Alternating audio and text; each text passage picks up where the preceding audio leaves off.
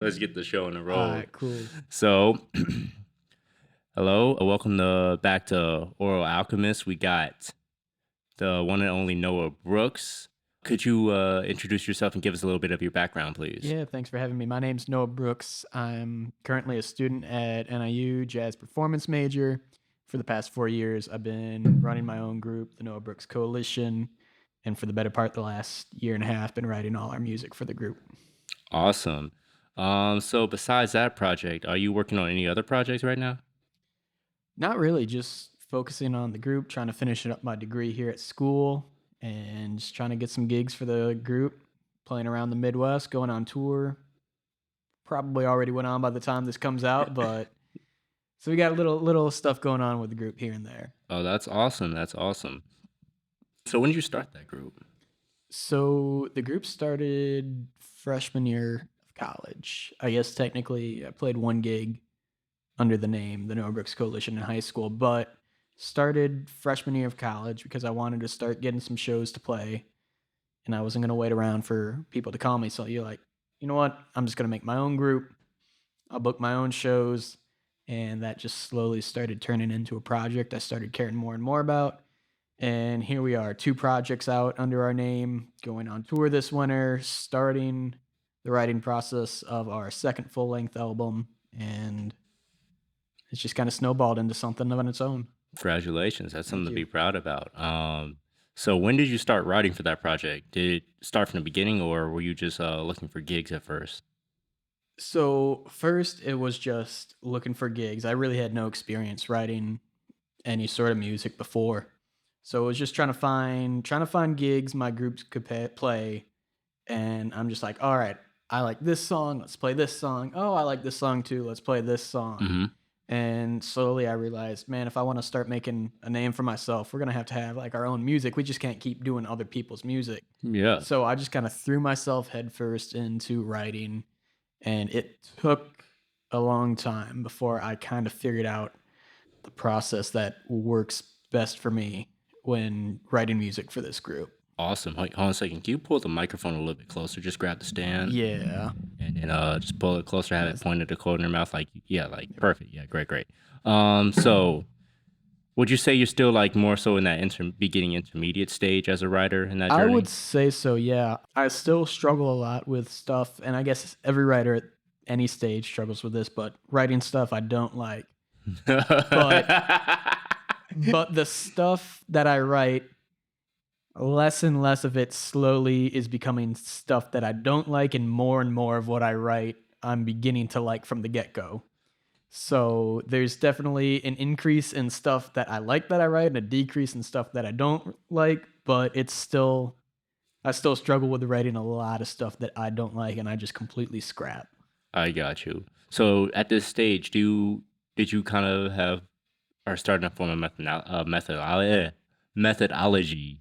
I am, and Can you tell us more about that? yeah, so I was actually just like I was telling you earlier, I was just on a radio interview talking about the writing process. And so really it goes back this past year. I've kind of been struggling with the idea, what type of sound do I want my group to be? Hmm. And in order to figure out how I'm going to write for this group, I had to figure out, all right, what's our sound going to be so I can write for that sound. And so we slowly come into this sound where it's almost like pop jazz. It's not exactly jazz, it's not pop, but it's kind of a mix of two. And so what I've started doing now too is taking influences from maybe the pop genre or hip hop genre that I like listening to a lot. And I'll take the idea of sampling and bring it to jazz, where maybe I'll find a chord progression that I like from a song. Maybe I'll find a single melodic device that I like, and I'll bring that over and I'll expand that into an entire song. And so with this writing process, I'm really trying to morph the boundaries between what's jazz and what's not jazz by expanding on ideas from non jazz music and turning it into something that maybe jazz musicians would recognize as jazz music. I got you. So going a bit more off of that, I want to know first, it really begged the question, what place does jazz have for you as a musician and a writer? As a musician and a writer, for me, that's my roots, that's my base, and everything that I write, everything that I play is based off of that tradition. Maybe sometimes it sounds a little more mainstream, but everything I'm doing mostly harmonically, rhythmically is all coming from that idea of jazz and through my education here in the past 4 years. Cool. You just love it. It's just I love it, and I think jazz opens so many doors musically that you can explore that maybe necessarily you don't always get with pop music. Mhm. But I don't get me wrong, I love pop music. There's some really great catchy melodies, there's some great tunes that I love, I have on repeat all the time. So why not take those catchy, simple ideas, mix them with some really interesting harmonic ideas, and I think you get something that appeals to multiple genre listeners. Something that will catch and appeal to a jazz musician's ear harmonically, something that catches just a normal person who listens to popular music. Maybe just that simple melody catches their ear. Maybe the lyrics we sing catches their ear. And I think it's something that really opens its door to all music listeners and not just one specific set of people. I got you. So if I'm understanding you correctly, the direction you seem to be heading in is really you're just trying to make music for people to enjoy and not just well, Yeah, I'd say that. Yeah. yeah, I mean, I guess that's what most musicians are trying to do. But I mean, you get your musicians who, you know, and don't get me wrong, I absolutely love playing, bebop, hard bop, post bop, all of that. But if that's the only thing you're playing, you're there's nothing wrong with just playing that. But to me, that's limiting your audience size so much. Same if you're just doing pop music. I know, unfortunately, so many people in academic music circles look down upon that stuff. And when there's a lot you can draw from that as well too. So I'm like, why not just combine the two? And I think it's a great middle ground. I think it makes some great music that's fun to listen to. More importantly for us, it is really fun to play, and I think the audiences really connect with it when we play it for them. Awesome. So what you're doing now, I've seen other people do similar things, but the rationale seems to be different. A lot of other people will kind of incorporate pop music as a business decision, not because they actually like the music. What it seems you're doing, you're trying to connect to people who will like what you're doing. Yeah, and I'm unashamed when I say I love pop music, man. Hey, if it It's, is good, it is good. yeah, so many people, like I said, in music academia, like, look down on people who enjoy that music or people who make that music because, oh, it doesn't make your brain think. It's not academic. It's four core. Whatever they may say about it. But I'm like, they have to be doing something right because people love it. I love it. I think it's catchy. It's great music. Why not take what they're doing, mix it with what we're doing, and I think you get something that a lot of people like. Hey, that's respectable, man. Let's moving on. So let's just build off this conversation a little bit. So I want to know who is your most significant influence as far as jazz goes, and then on the other side with pop. Okay, yeah. For me, my biggest influence, at least when it comes to my writing on the jazz side, is Sammy Miller and the Congregation. Hmm. Group based out of New York. Good friends actually had their trombone player, Sam Crittenden, on the last track of our record. And they've been a big influence to me because of how they approach their music and their shows. Their music is very much, it's still jazz, but it's very much audience oriented. It's catchy music, but at the same time, they can just throw down and they can swing the brakes off a venue. Hmm. And they really do a good job when they perform. Their music is both them as musicians and the music they're playing is putting on a show. It's you're not just there to sit down and listen to some music. You're watching an actual show. And that's influenced me so much as a performer and as a musician that hey, seeing that jazz music doesn't just have to be a sit down and watch and listen. It can be a whole show that really engages the audience the whole night rather than just sit down, listen to a song, clap, let's watch the next one. Awesome. So what about the pop side?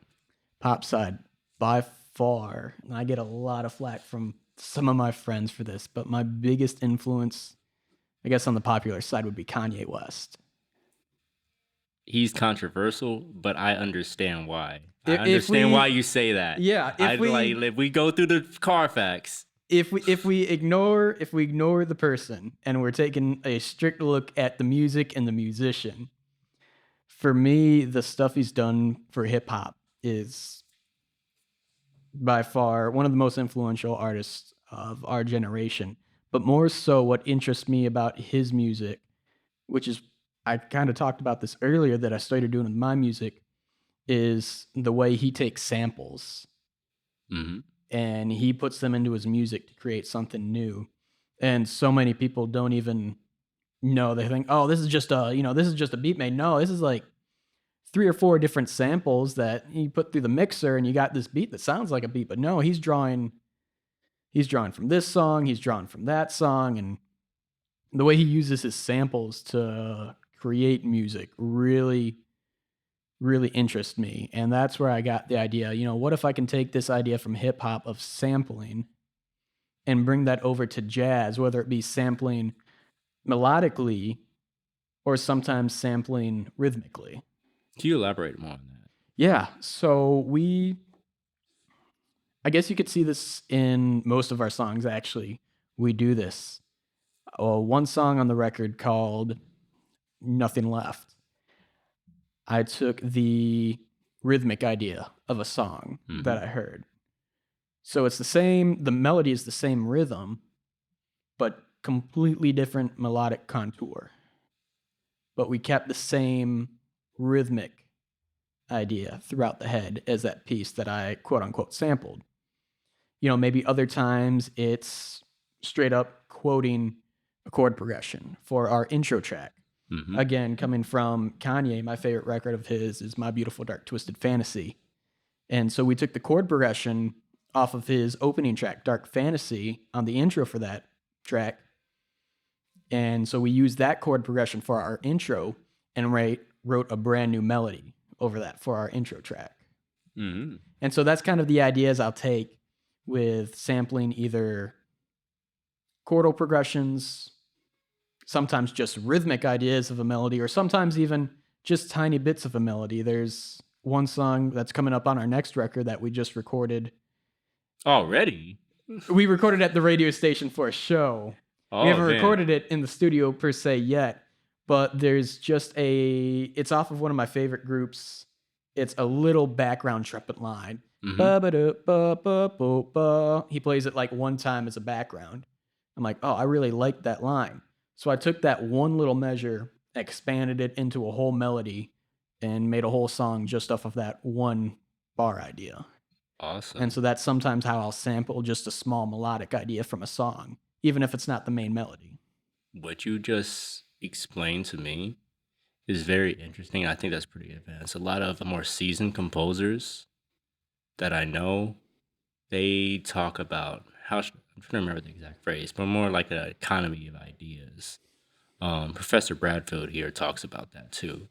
And what you just said was pretty dang awesome because basically you just taking other ideas and now you're not, it sounds like you make it sound easy the way you're doing it. I know it's a skill to this, but this is a certain thing that you kind of bypass like a certain problem that a lot of younger writers have where they just keep spitting out ideas. Mm-hmm. But now you're trying to take something, build ideas off the established language. Yeah. That's pretty awesome. I'm glad to see that. Thank you.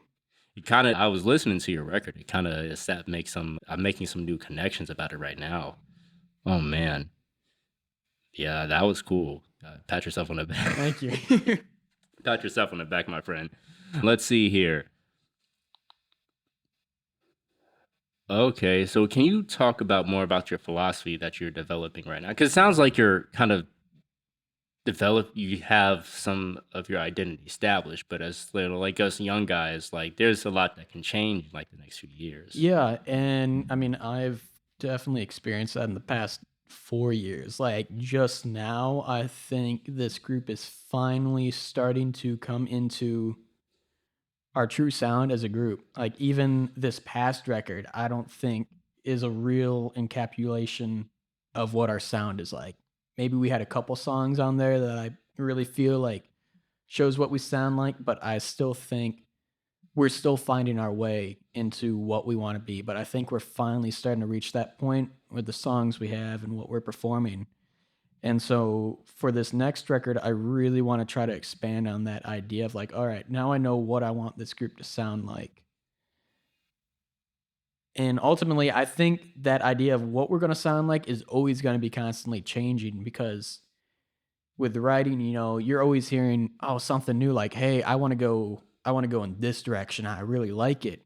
And you start building off that idea, some new songs in that direction, and then maybe you get pulled in a totally different direction with a new sound that you're trying to chase. Hmm. And as a writer, I think you need to be open to that because I think if you just set your mind on, okay, I'm only going to write this and nothing else, I think you're easily going to burn out so fast. You're going to have a hard time coming up with new material. I really think, you know, yeah, it's good to have an idea of what you want your sound, but also being open to letting new ideas take you to new directions with your writing and your sound as well. Hmm. I see. Does our in this consideration for the sound you have for your group, how does that affect your selection of musicians? That actually affects it a lot because I have talked to some people like, hey, our normal saxophone player can't make this gig. Do you want to sit in? And they've straight up told me like, I'm not I wouldn't be comfortable because, all I know is I'm really only good at bebop. I'm only good at jazz language. Like I'm not going to feel comfortable playing this music, Hmm. which is interesting because there's a running joke in the group that I write like notoriously easy chord progressions. I don't But know. you find out, hey, just because the chords look easy, again, this is something people look down on like, hey, those are just easy chords. Like that's nothing compared to bebop. Just because they're easy doesn't mean it's easy. It's a whole different style I that we're think simple playing. might be a better way to describe it because it sounds like, I mean, there's a lot of simple things in music that are definitely difficult to play. Yeah. You know, some of the simplest concepts are like just like very tough to execute. Yeah. So when you're talking about the musicians you select, are they are they intimidated by the lack of complexity? No, or at least the ones I have now aren't because they're really comfortable with what we play and their playing can fit to that style Mm, really well. I have played with people where, sometimes it sounds too much like, bebop. The language doesn't quite fit the style that we're going for. right. But the group we have now, they can easily go, and that's what makes the people I play with so great. They can easily go back. Hey, we want to play some burning, swinging stuff. They can throw down some Charlie Parker. They can throw down, some Clifford Brown, whatever. But we want to go over and do this stuff with the group. Man, they can create some really colorful, masterful, melodic solos that are a lot more, I wouldn't say as much scale based or linear as maybe you may see in jazz, but have a lot more melodic contours and aspects like that to the solos. So Mm. the style definitely does dictate a certain type of musician, and it's not easy as many people may think by just looking at chords. Because maybe it's just a 1 6 2 5. in the Yeah. chord progression for solos. Yeah, you can play over a 1-6-2-5, but you have to play to the style as well. And that's what makes a good musician good. Yeah, that sounds like a fun time, I'm not gonna lie to you. That sounds real fun. Um, so are sounds like your musicians are all pretty versatile. Yeah, Whereas you compare to say like Duke Ellington's band, you have a band full of specialists where he kind of treated them like instruments. Do you have some kind of do you experience that as well? absolutely. When I'm writing, I know who's in the group, so I will specifically write for the players in the group. Maybe at a certain part, okay, I know this person has this certain sound with their instrument, and it really fits what we're trying to do here, so I'm gonna write this part for them here. Or if I know, man, I really want this type of expressiveness in a solo at this point, I'm gonna specifically write in a solo part for this certain person in the band. So definitely it knowing who I have in the group and how they play, I definitely do write. I just don't write charts. I write for the group and for the people that I have in the group. Awesome. Hold on a second. So at this point, so what is when you're writing? Say you walk us through what's happening. You're writing a song beginning to end. So first I want to go out and preface this too. All the songs I write, I always write for the composer name, Noah Brooks Coalition, because I may start the writing process, but ultimately by the time the tune is complete, it's a group process and everyone in the group has added contributions to it. But so how it typically will start, I'll be sitting down and one of two ways. Either I'm sitting down at the piano and I just either sing a melody to myself that I like or play something on the piano. I'm like, oh, cool. Let me record that real quick. Let me try to expand on that. Or what a lot of times has happened, I'll just be driving in the car, blasting some music with the windows down, and I'll hear just a tiny portion or something in a song. I'm like, oh man, that's really cool. Let me get home real quick and go to the piano, figure that out, and then I have that little portion that I'm going to work with. So it really just starts either way with a tiny melodic idea Mm-hmm. that I like. I'm like, okay, let me see how I can build upon this.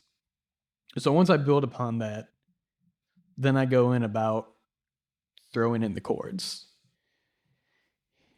And after that, I'm like, okay, I think this is going to sound good. So I like to call that like the skeleton of the composition. Like it's fully written out, fleshed out, but it's not going to be the final product. So I bring it into rehearsal then.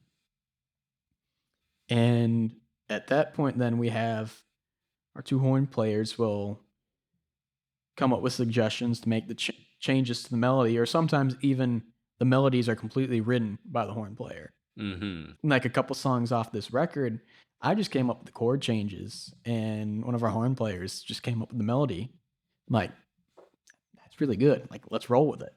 So sometimes I don't even come up with the melodies for these songs. I got you.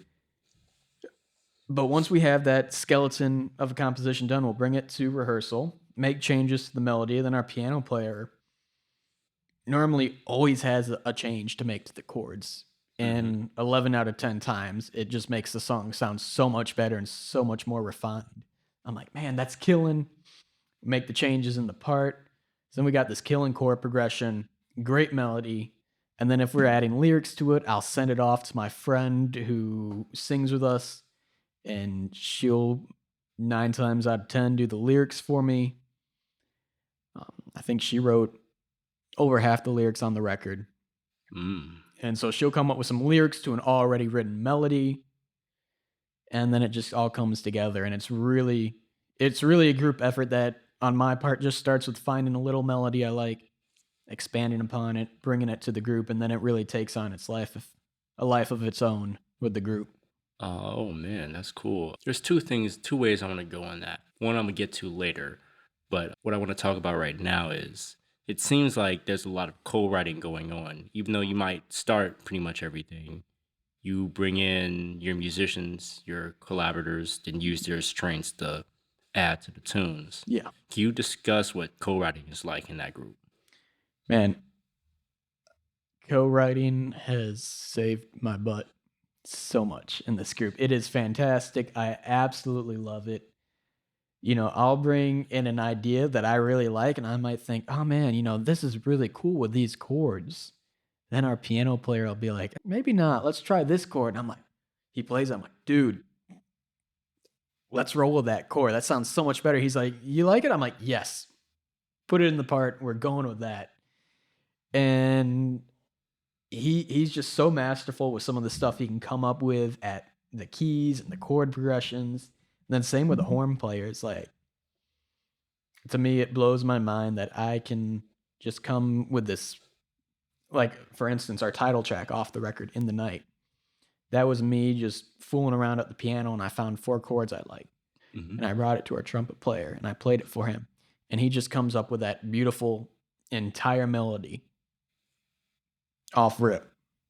I'm like, dude, I think we got something with that. So we went back, wrote it out, and the melodies those two can come up with just blows me away. I think they can come up with a lot better melodies than I can. So getting to work with the group as a whole really refines and makes our music like 10 times better than if we rolled with just what I solely wrote. Mm. Oh, that's pretty interesting. So, what a lot of band leaders would do, or just like some of the more advanced ones, once they know they're musicians, they kind of use their strengths in their songs. Which you kind of took a step beyond that and bring their strengths directly into the writing process Mhm. instead of in consideration in the writing process. And I'm going to contrast you with me because I'm a control freak. Now, like, follow me with this. I'm a control freak. When I hear something in my head, I want it, and if I call somebody to give it to me, they better give it to me. You though, Hey, I'll say there's certain points where hey, you need that sometimes. Like you have something set in your head, like, no man, just play what I wrote, please. yeah, you though. It seems like I would say I'm like, and if we were in an RPG, you'd be leading a party. I'd be a solo player. Oh yeah, I feel like And there's a lot of good loot to be had. yeah, There's a and lot of from good both stuff. both both ways, there's a lot of good to be had, and I feel like I'm more so that way with this group because I know what they can bring to the table and what they have to offer. You know, maybe if it wasn't this group, if it was other people who maybe not. Maybe it would be hey, no, let's play as written. I like what I wrote. But with this group, I know they can just improve the music so much that I'm more than willing to go in open minded to have what I wrote changed. And a lot of times I'm going in there to have them change it as well. Hmm. I'll come in and be like, hey, I like this, but I feel like it needs to go a step further or it's missing something. What do you think we can do to help further it? And they'll come up with some great idea that works perfectly. So a lot of times I'm going in there looking for those changes to Yeah. what I wrote. Yeah, that's awfully mature for a writer your age, man. Sometimes it takes a few years for people to reach that point. Glad to be talking to you about that. Yeah. Second. So, more on collaboration. If there's any musicians out there right now, let's expand it. Alive or Okay. dead. Alive or dead? Alive or dead. Who would be the first person you would call to collaborate? Oh, They would never say no. we're talking with the No Brooks Coalition. Whatever you want. Oh The man, possibilities are endless. So, end I it. have to pick just one. Just one. Just That's the one. only restriction. Oh man. The laws of nature do not apply here. Just Oh man, he's really got me stumped with this. All right.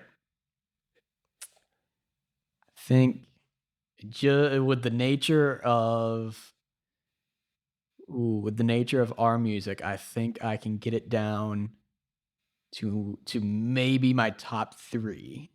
how did I know you're gonna say three? I just knew it. Just rattle them off, man. All right. Marquise Hill. Okay.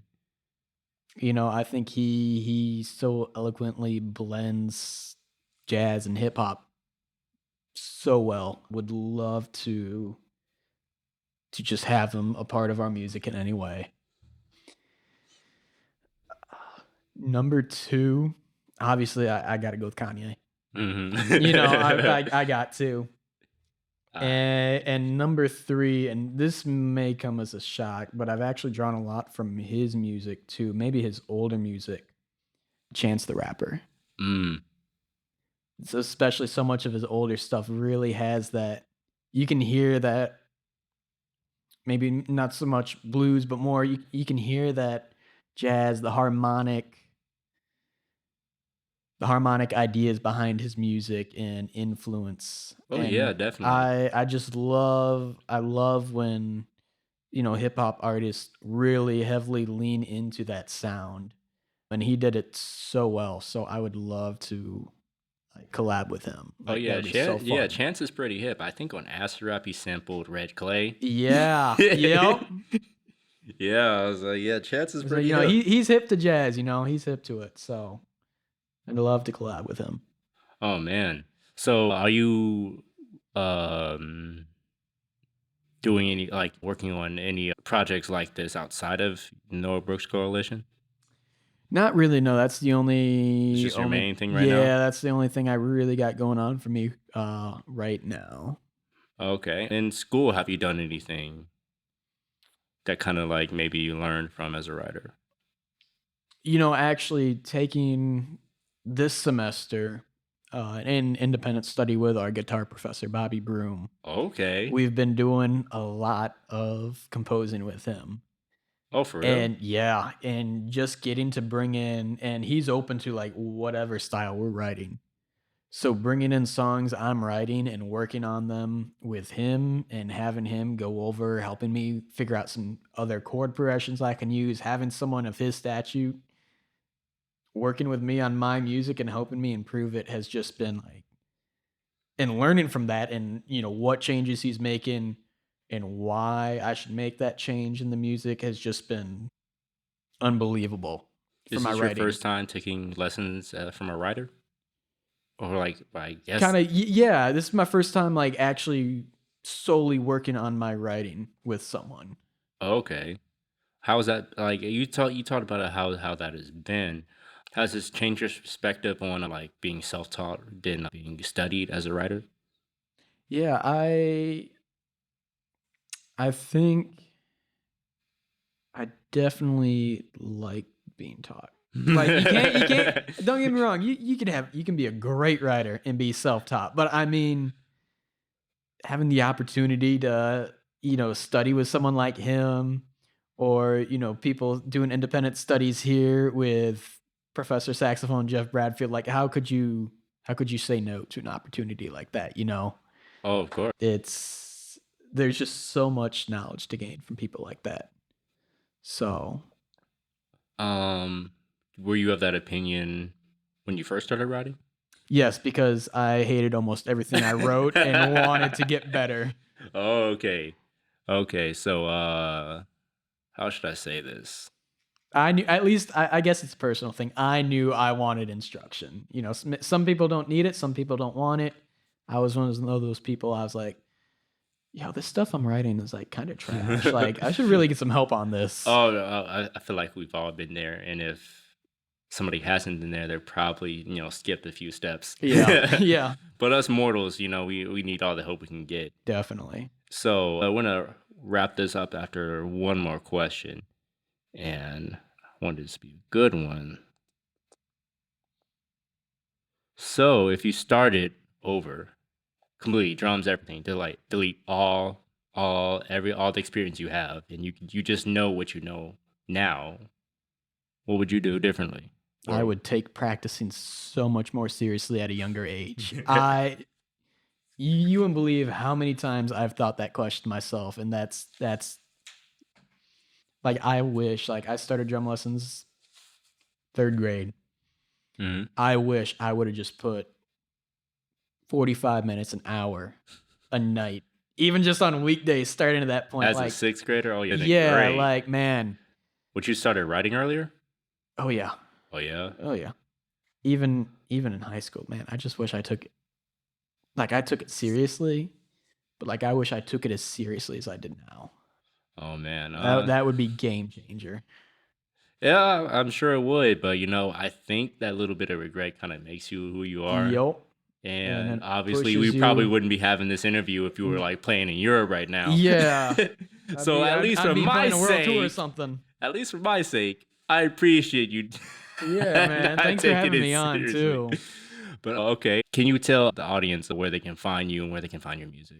Yeah, we are almost on all social media. We're on YouTube and Facebook. You can find us under the No Brooks Coalition, and you can find our music on Spotify, Apple Music, Bandcamp, where you can purchase the record.